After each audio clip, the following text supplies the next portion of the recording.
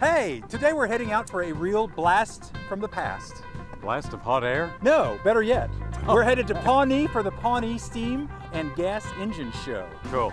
Gearhead Central, let's go.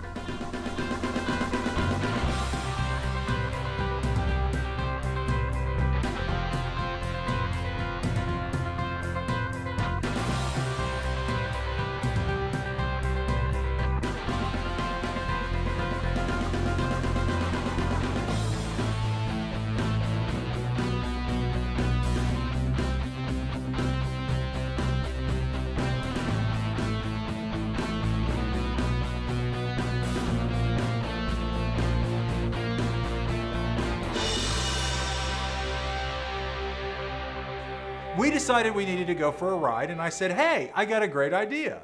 Let's go down the longest U.S. highway in Oklahoma. That's right. Wait for it. US-64. Over 600 miles, crosses all the way across the state, through the Panhandle, the whole bit, and we decided to ride 50 miles of it.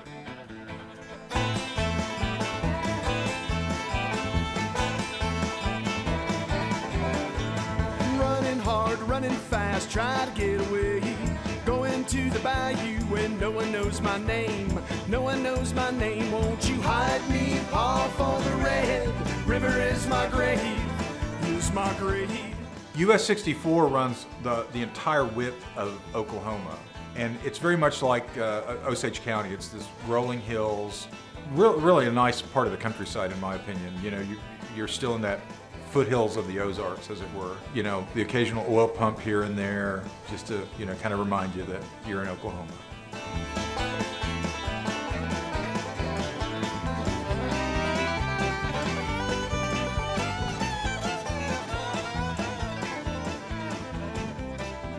During the summer months, this road is normally lined with flags, and it's become a local tradition. They apparently didn't know we were coming today, so they didn't get them up in time. Earlier on, it was known as Gate City. Cleveland was the only place to cross the Arkansas River for many years between Tulsa and the Kansas state line.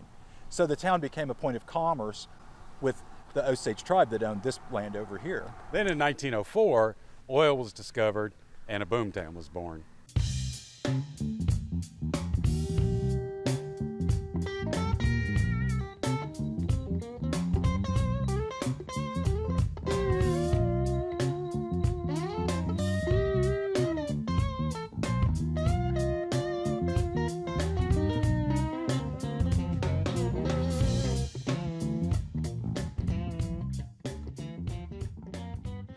Welcome to Herbert's. Fred, over here, over here.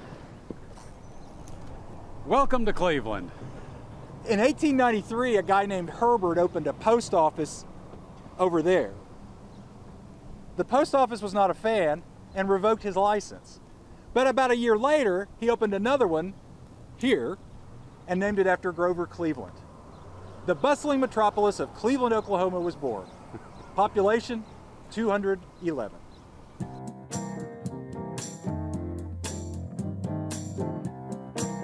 So every year they have Herbert Days where they take these cardboard replicas of buildings and race down the street for 100 feet. They give out a lot of sherbet. It's a fun time. A fun time was had by all. We happened to cruise through Cleveland on the same weekend they were having the 100-mile garage sale. All the shops along the main drag in Cleveland had, you know, were having sidewalk sales and stuff like that. And so we cruised up and down the main drag, you know, and people were looking at us and saying, wow, those guys are really cool.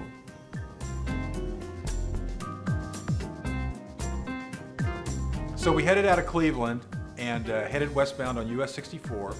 And just a few miles outside of town, I saw this road that was called Blackburn Road. And so I wondered, well, what the heck's that? So we turned to find out.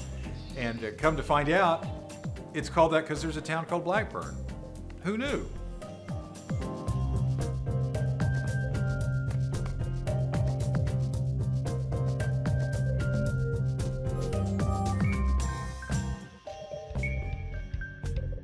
We turn down Blackburn Road, find pretty good sized ghost town for a ghost town. Few people live in there still.